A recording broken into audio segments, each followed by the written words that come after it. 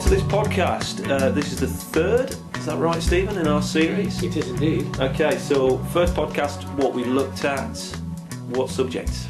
We've done spirituality. Spirituality, yeah. Second podcast, we looked at ghosts and trying to get into light. Ghosts and ghoulies and heading towards light. And this podcast, the third one, is going to be about proof. Yeah. This idea of physical proof. Now, I find it really interesting that very few.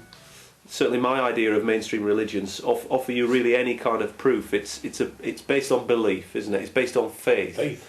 Yet, what appears to be interesting about the sort of spiritualist church and maybe the spiritual movement in general is that it appears to be offering or suggesting some kind of proof of the next life, of an afterlife, and that in itself is fascinating and hugely appealing, I suppose, even to skeptics. This idea that somehow that you could prove it. Tell me about that. Well, it's a very, very interesting point. Proof. What is proof to somebody? Now, one has to be realistic. Now, we have all got to take that smallest of steps from this life because we're only here for a period of time. And really, it's I'd say it's a drop in the divine ocean. So imagine all the oceans of this world, or the deserts. You could be a drop within that. You could be one grain of sand. And so our lives may appear to be insignificant, but in actual fact, we play a part within a greater mechanism. And that mechanism is because in this world we look at things singularly dimensional, rather than the spirit world we see it in multi-dimensional. So we see more. It's almost like you have a wider panoramic vision. Somebody said to me, do the people in the spirit world have eyes at the back of the head? Well, no, certainly they don't. But there again, we have the use of all the senses, which allows us. So when we talk about proof, what we're talking about is the continuity of life. And so all spiritual mediums and perhaps psychics or people who work in a similar field to us are always exploring avenues to show that there is a continuity of life, like life has a reason. Because without, I suppose, if you had the mainstream religion who look at purely of faith, and I've got great respect for people who, when you think through the history, that there are people who have given their lives, particularly look in the medieval times of Great Britain or the Middle Ages, where people have given their lives to be tortured, burnt at stakes, like Joan of Arc and various other people we can talk about, purely on a book and on a faith. Now, in spiritualism, people are looking, and I was at a meeting last night, and so perhaps somebody who didn't get a message might say, well, we've got somebody else on next week and we'll get a message. So it's almost like getting a weekly fix, and it can become a little bit where they devalue it. And I think sometimes the expectation. So what happens is that the medium will give certain information, and to a point, it depends where that fits within the person's own perceptions and parameters of their own understanding. Because you can say to people, this is, give them everything, and then they still can't actually accept it. So I think that proof is an individual thing. I've seen, I've been aware, I've felt, I've talked, I've been inspired, my physical life has been saved on quite a few occasions.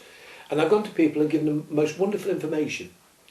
And I think that what that does then, it opens a process for them to take the cobwebs of the mind away, to clear the looms of the mind and allow them to further themselves in their own personal knowledge, which aspires to the proof that their loved ones are away. Some people have come to me and sit there with their arms folded saying, you give me proof. Well, why? We have to work for it as well.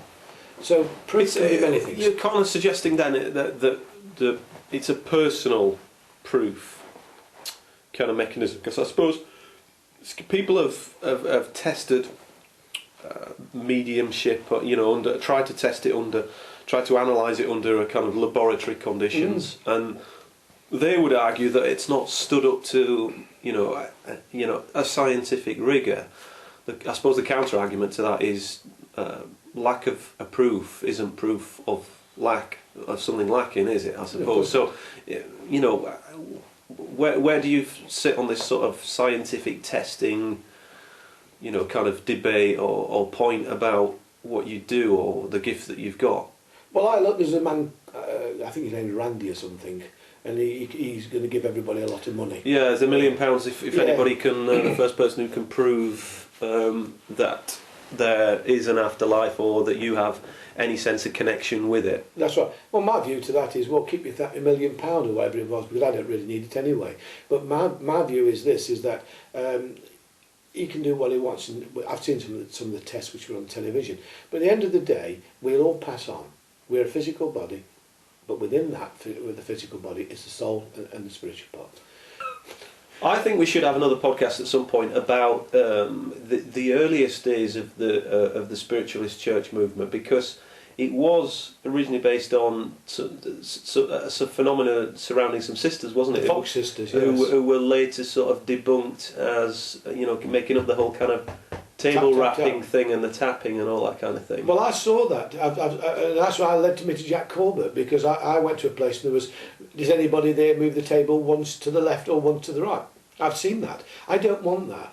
There is far greater things. And as I say, some of the information, about the war. For example, like when I went over to California, I'm in front of a full house of people, never met them before, and you see it on the website what people have said. There was somebody who didn't like me, but there again, as sad as it is, we want to please everybody. That was probably the rude jokes, wasn't it? Yeah. Well, it wasn't particularly rude, but I do like to enjoy. You see, I believe life's here to be enjoyed, and we should enjoy it. And in the next world, I've only met people and seen people who are happy and they're smiling. And somebody said to me, a question through Spiritualist Resources, what's Elvis doing? And Sarah thought I wouldn't answer it. And I said, well, he's most likely singing with that wonderful gift he's got. He's enjoying himself. And saying, thank God I'm going to say, if there's no fun and there's no sex either, I'm not bothering going. No, you better stay here forever. It sounds a bit dull, doesn't it? I used to think as a child, wouldn't it be great to be Superman? You could read everybody's thoughts. How terrible! Imagine what they're thinking about you. And to live forever, I don't want to live forever. You have time, but I suppose I will live through my immortality in the next world. Now, people either believe it or not, but my teacher used to say, when he was on the battlefields in the Second World War, he said that people used to call him Spirit Joe, because he'd say what he did. He said, and he'd have all these Liverpool Irishmen coming to him, East Lancs Regiment, and they were saying to him, tell us, Spirit Joe, what's it like in that world? It's amazing that nobody believes in God, but if the bombs start falling, we suddenly believe. And Jack used to say, he'd see people who were blown up, and they'd walk out of it, and there'd be a spirit and there'd be spiritual people around them to welcome them home. And that's where we're going home. And that is the proof. Now, if you don't believe, as Mr. whatever he is in America, Mr. Randy Gandy or whatever his name is, I don't know what his name is. He's something. He's called something or other. I don't know him. But one thing is, he doesn't believe what we do. But one thing that I can assure him, that I don't believe any true spiritualist, when they go into the world of light and when he's welcomed home, nobody will say you were wrong. Proof, then, it's a personal thing. Well, we give information. We're never really going to find definitive proof. Question. You find it within yourself. The key to all things is within yourself. We give them. Shall I say to somebody everything? You say, well, yeah, but he could have read that in the paper. How? I don't know you. I go to places like California, Scotland. I go over to Spain. You sit there with people in Turkey, talking to her, and I was talking about eastern part of what was eastern part of Germany, and I was talking about Jewish people and whatever, and about a plot of land, and I didn't know, but she was Jewish, and her grandfather sadly was to leave this life in a concentration camp, but he left a plot of land in what was eastern Germany, which is part of Germany. How would I guess that? In the middle of nowhere, never met the person before. And so we all do that, and we get little pieces. So we say together, collectively, we give proof, but at the end of the day, I could give you money, but you don't have to accept it. So really, you have to accept it yourself. How much have you got in mind? 20 pence. I accept. Thank you, Stephen. Thank you very much.